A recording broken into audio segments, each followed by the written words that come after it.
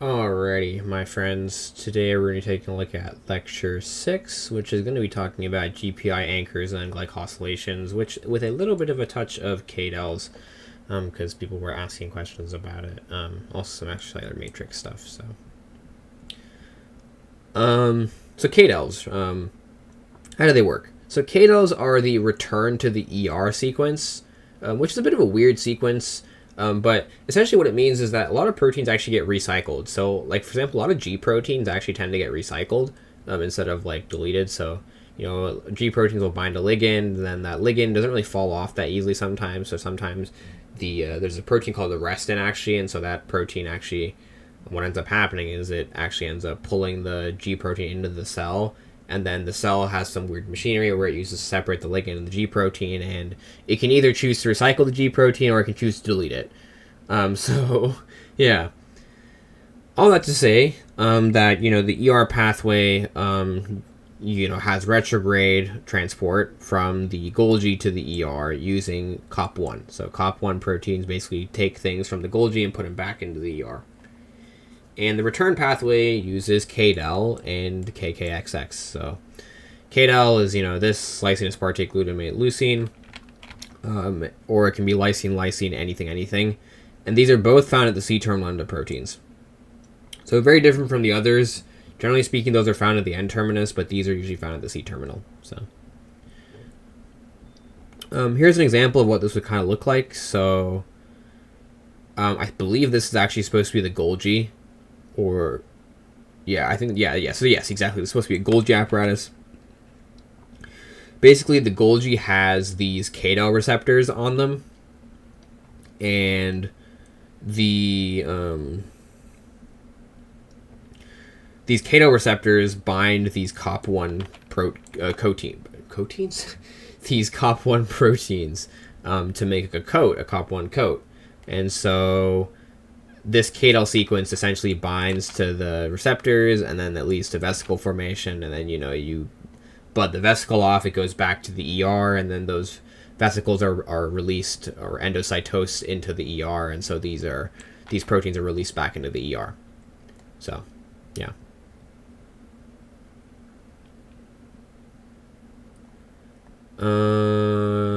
So ER pathway for KDEL, here's an example of it. Let's see here.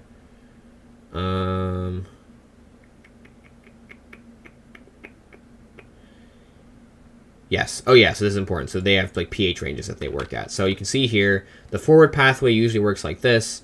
So maybe the COP2, takes one of these KDEL proteins and it goes into the Golgi. But then maybe it floats into part of the Golgi that has some COP1 coats on it, along with these KDEL receptors.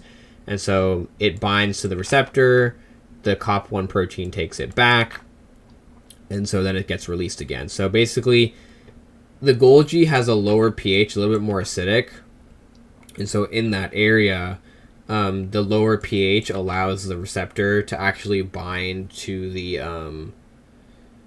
it actually allows the receptor to bind the KDEL sequence. So you can imagine that maybe the KDEL sequence, maybe the charges on it are what's responsible for the binding. So like 6.2 is a little bit more acidic than 7.2. So maybe it's more positively charged at 6.2, and so because it's more positively charged, maybe that allows it to interact with the receptor better. Whereas opposed to at pH of 7.2, maybe it's not as positively charged, and so therefore it doesn't react as strongly, and it doesn't interact as strongly, and therefore it's able to dissociate better, which is why it dissociates in the ER, but is attracted in the Golgi. So things to think about. Anyways, let's move on to protein trafficking here. I talked about these. They've mentioned this so many times. At this point, I sure hope you've written these down. Please write them down. We've already talked about myristoylation, prenylation, and farnylation a little bit. I'm not going to harp on them too much.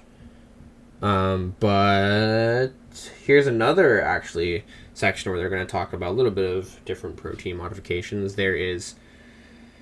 we talked about GPIs in 441, so now you get to talk about it a bit more. Glycophosphatidylanosytol anchors. They're another form of protein lipidation. All that really happens here is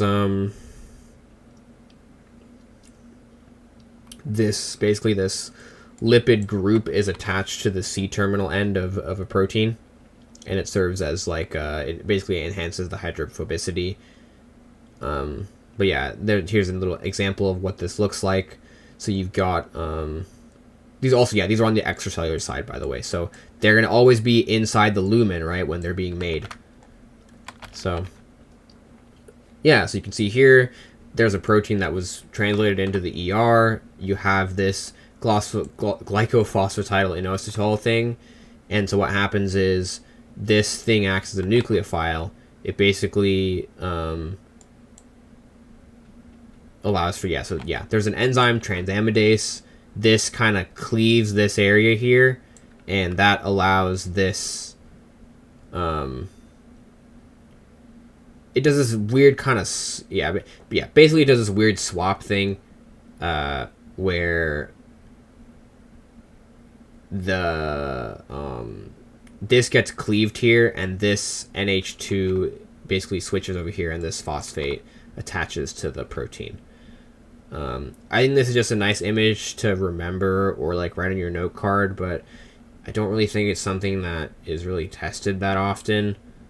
I think it's just important to know that, you know, this is GPI anchors are formed in this way. Basically, you have this inositol backbone in the membrane, and then you use a protein that's in the ER. You attack it with the inositol thing or the backbone, and you make this GPI anchor. So, post-translational modifications.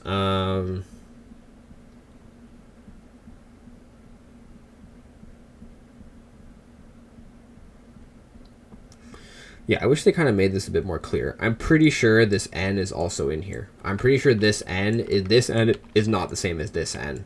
Pretty sure they're not the same thing. This N comes from just cleaving this bond because it's the N terminus of a of this protein. And I'm pretty sure the N from this attached to this phosphate should be in this region here. Pretty sure.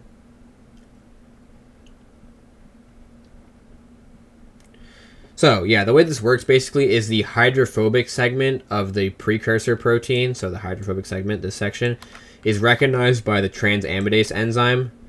So this thing cleaves the hydrophobic segment and attaches the preformed GPI anchor to the protein. So this thing cleaves this and attaches this to it at the same time.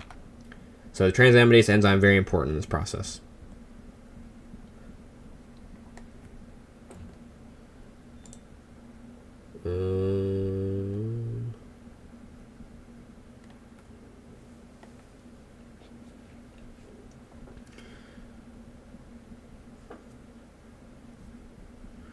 Yeah, so this is actually a very valid question. So, you know,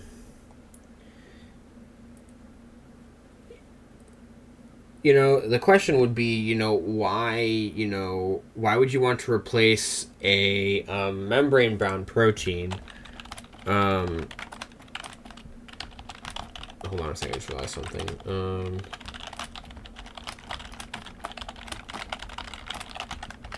Just realized that I didn't properly...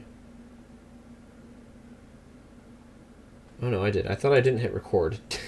That would have been awkward. Okay, anyways. So it's already anchored, so why would you want to replace membrane-bound proteins with lipid-tethered proteins? Short answer is mobility.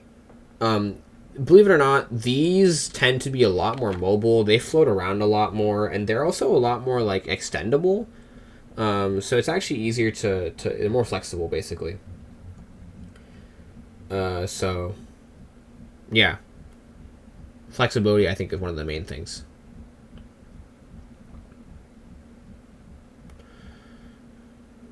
So, trypanosomes use GPI-anchored proteins to evade immune detection. I haven't looked at this in a long time, so I don't know how well I remember this. So trypanosomes, they use these things. If you zoomed in on these guys, basically they're surrounded by these things called VSGs, variant-specific glycoproteins, which normally what they do is they elicit an antibody response in the host. So the host usually is able to recognize these VSGs and makes antibodies to go against them, and it kills this thing. But actually, what's really interesting about trypanosomes is actually that scientists over time began to see that these parasites, they're actually really interesting because they have many different versions of this VSG, and they display different VSG forms over time. So, maybe a person gets infected by this guy with the green thing and they develop antibodies for it. Okay, well, now the trypanosome is going to switch to using the red version, and now you don't have antibodies for it. So it's really, really interesting how it does that. And so trypanosomes have about 1,000 of these distinct VSG genes at one time. So they can make a ton. So basically what happens is, when the GPI anchored, VSG proteins are attacked by the immune system, the parasite basically expresses a lipase, and lipases cleave sugars, remember, and these GPIs have sugars in them because they're glycosyls, right? And basically what it does is it uses the lipase to cleave off the proteins, and it makes a new one. So it's really interesting how that works. Now then, let's talk a little bit of this. So I do actually want to, so what do you think the amino acid sequence of this protein looks like? So for this, if I had to guess, I would have guessed there's probably like there's probably a hydrophobic sequence here, so that when it came in here, it got cleaved off, and so this kind of flopped down, so I guess that's one thing. It also has this sequence here, so I probably guess it had it probably had a hydrophobic sequence here, and also has a hydrophobic sequence here. It had two hydrophobic segments. Where are they located? They're going to be here and here. And will they be close to the end C terminus? So they would both. So one would be close to the. So one would be right on the end terminus. The other one would be right on the C terminus, right? Because I'm just trying to make sure I form that. So yeah, see exactly what I predicted. Right? You'd have an N terminal version. You'd have a C terminal version. It'll have two hydrophobic segments. The N terminal hydrophobic segment will direct it to the ER, and it'll be cleaved. The second one will become a transmembrane domain.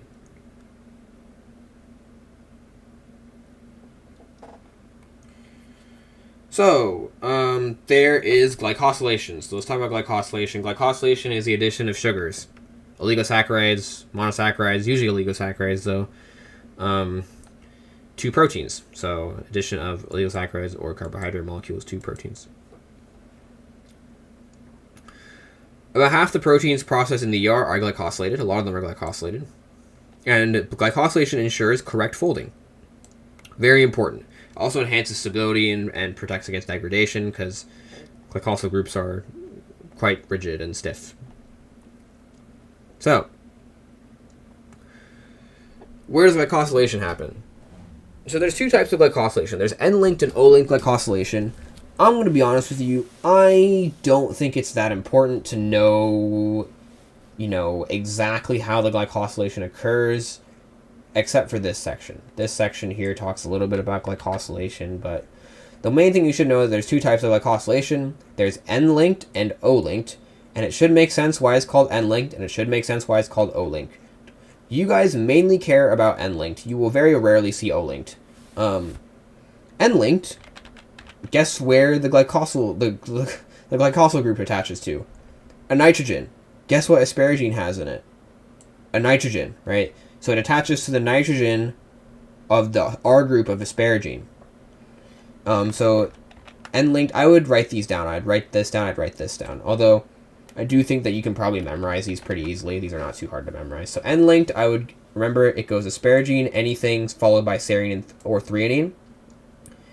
These are specifically added in the ER. So N-linked are specifically added in the ER. O-linked, is made to serine and threonine, so very similar to phosphorylation, except in phosphorylation there's also tyrosine. These are specifically added in the Golgi, so O-linked Golgi, N-linked ER, N-linked asparagine, O-linked serine threonine. So glycosylation is actually very important because what glycosylation does is it actually prevents unfolded proteins from leaving the ER. And that's important because you don't want a broken protein going out there and messing up your entire system. So yeah, once an unfolded protein escapes the ER, there is little way to salvage it. It is gone with the wind. So, here's an example. We have a brand new protein in the ER. It's currently unfolded. We have this precursor oligosaccharide that was attached to it.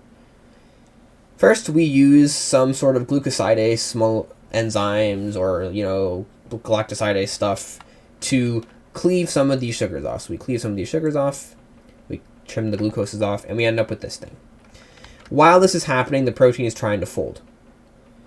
Once that happens, this protein called calnexin, which is bound to the ER membrane with its main section facing the ER lumen, it's basically a chaperone protein. So it'll bind this sugar scaffold, and it'll assist with the folding of this protein to try and get it to fold properly. Once it hopefully folds properly, after a certain amount of time basically, a glucosidase will once again come in and cleave this off. And now you have an N-linked oligosaccharide. So now you have this thing that has left. Hopefully by now it's normally folded. Ideally, all the hydrophobic residues are tucked in. And if it is properly folded, it'll exit from the ER. However, if for whatever reason the protein, it doesn't properly fold, then we go through this process with a glucosyltransferase, which adds another glucose onto this carbohydrate chain. And it does this through UDP glucose, which is something you have seen in glycogen synthesis. So UDP glucose is made. So basically you have a UDP glucose, you attach that glucose back onto this unfolded protein, and you release a UDP in the process, and then you go through this whole calnexin process again. And you keep doing this until the protein hopefully folds properly. If for whatever reason you keep doing this and the protein keeps ending up in this state, then we just degrade it via the proteasome because we're lazy. We can't be bothered. But usually what happens is it'll go through, usually the main round is it just does this, goes through this once and does this. Sometimes it might go through a round or two of this and then it'll be done, but it doesn't really go through this too often from what I understand. Usually doesn't just try and go this way, so.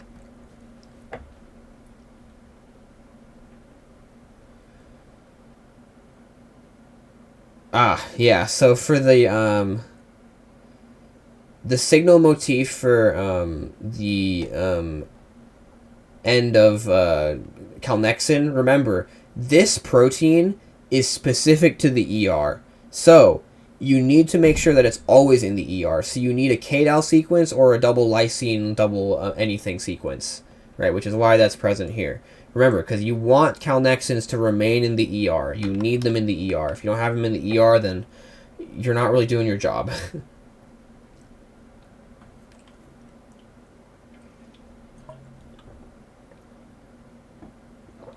Okay. So here's another example of how, glycosylations and post-translational modifications are important. So we've got selectins and neutrophils. So a cool thing about this actually is how this works. So let's say you have some tissue, right, and that tissue gets damaged. Damaged tissue releases cytokines, which is signals to the immune system that, hey, I need some help. So these cytokines will hit the endothelial cells, and these endothelial cells, when they receive these cytokines, will express selectins in response to them. These selectins, what they do is they act as like glue, and so white blood cells that are traveling in the blood get stuck to these selectins and slow them down. By slowing them down, it allows the white blood cells to actually kind of diffuse into the damaged tissue to help with the repair process. And so this is really important because the way that, white blood cells are able to adhere to these selectins is through glycoproteins. So if you actually get rid of your glycoproteins, your immune system does a very bad job of trying to repair things, because the glycoproteins and glycolipids are very important in binding to the selectins so that you can actually do that. Ah, yes, this. I would copy this as well. Blood typing. You finally get to understand how this works. So, your blood type is actually caused by glycosylations. So, if your genotype is AA, your red blood cells contain A glycosylations. So, everybody starts with O, right? So, everybody starts with this. I think it's I can't remember what this is. I think it's like galactose, it's glucose, but it's acetylated. Galactose and then fucose. So basically, everybody starts with this. Some people have A enzymes, which turns this into this. Basically adds an extra GalNAc on there. Some people have B enzymes, which adds an extra galactose on there. Some people have both. And some people have none. Right? If you have none, you're blood type O. If you have both, you're blood type AB. If you have only one, you're either blood type A or blood type B. So, you can imagine, genotype AA, you have antigen A, so that means this person has enzyme A, which means that they're used to seeing A. But if they see B, B is foreign, because their body doesn't make B normally. And so you make antibodies against B, and therefore you would have an immune response if someone injected B blood into you. Similarly, if you're AB, you have both A and B, so therefore you're not averse to anything. You can take A or B blood. BB, same thing as, A, you have B enzymes, you have this, you don't have this though. So if you see A, you're gonna get obliterated. AO, if you have A is dominant to O, so that should make sense though, right? If you have the A enzyme, that's great. You're gonna take A, but you can't take B. Same thing with BO, you take B. If you're OO, you only have this variant, and so you don't have this or this, so you can't receive either of them. But you can donate to everybody, right? Because everybody starts with this. So everybody has O. So you can donate to every single person, because in order to get A or B, you need to start with O. So there's no antibodies against O for anyone. So that's why we call AB the universal acceptor, because it can accept A, B, or O. And then O is the universal donor, because everybody can accept O.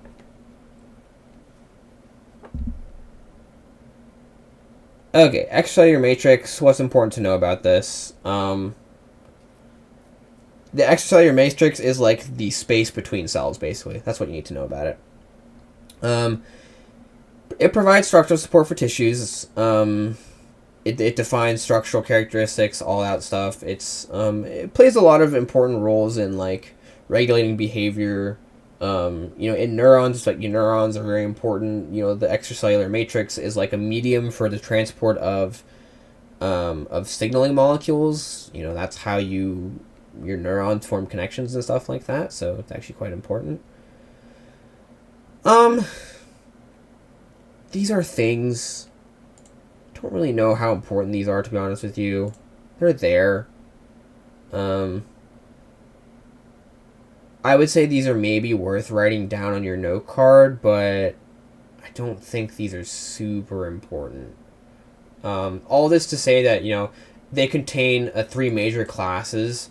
There's glycosylaminoglycans, which are like these really large polysaccharides, and these are covalently linked to proteins. There's fibrous proteins like collagen, and then there's non-collagen glycoproteins like laminin and fibronectin. So there's structural proteins, there's adhesive proteins to help things stick, and then there's other there's these glycans that serve as covalently whew, serve as covalent linkages to other proteins.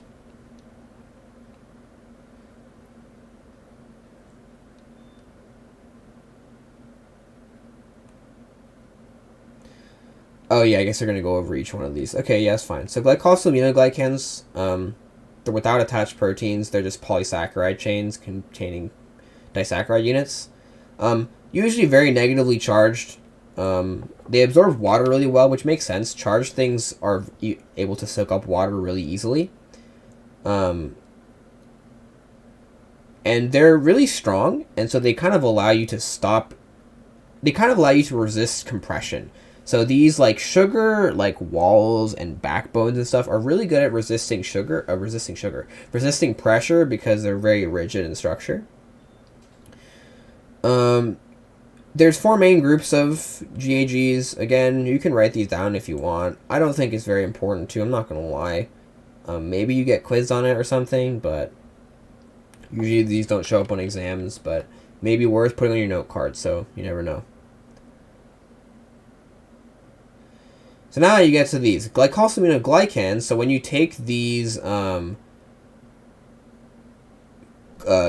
sugar chains, these are disaccharide chains, so these and you add proteins to them, they're called proteoglycans. So glycosaminoglycans covalently attached with proteins are called proteoglycans, and proteoglycans can be massive. They can be huge. So aggregan is an example here. Which is a major component of cartilage. So you can see this hyaluronan molecule. This is a GAG, right? This red part here is a GAG. And you can see all of these like small proteins that have been added. So these where is it? You can see all of these like green little proteins that have been added on here, and you can see how these green proteins are acting as branch points for keratin sulfate, which is another GAG. So you're basically stacking GAGs on top of each other. And then you're going to add another one. You're going to add a chondroitin? I always mess this one up. Chondroitin sulfate, which is another sugar thing. So you can see how you're basically using proteins as a way of like attaching more disaccharide chains to these proteins, and so you get these really interconnected massive matrices of just sugar.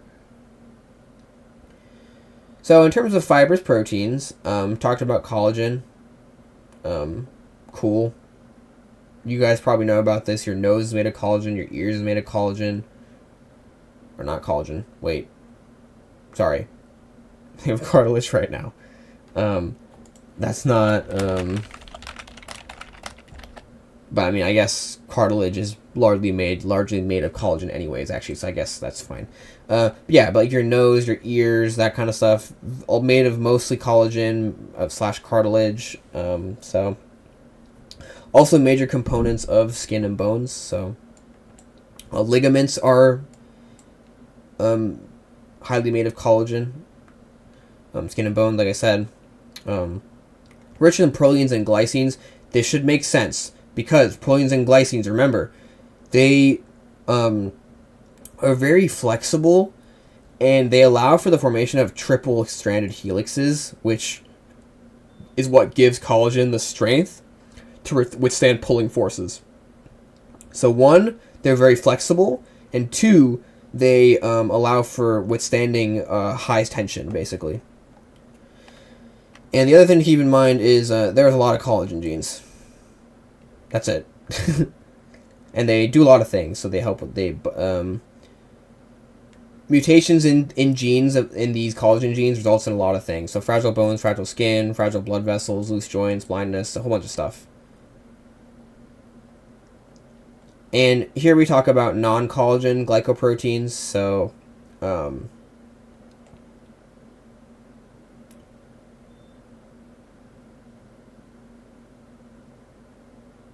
yeah. So for non-collagen glycoproteins, I think the main thing I want to talk about is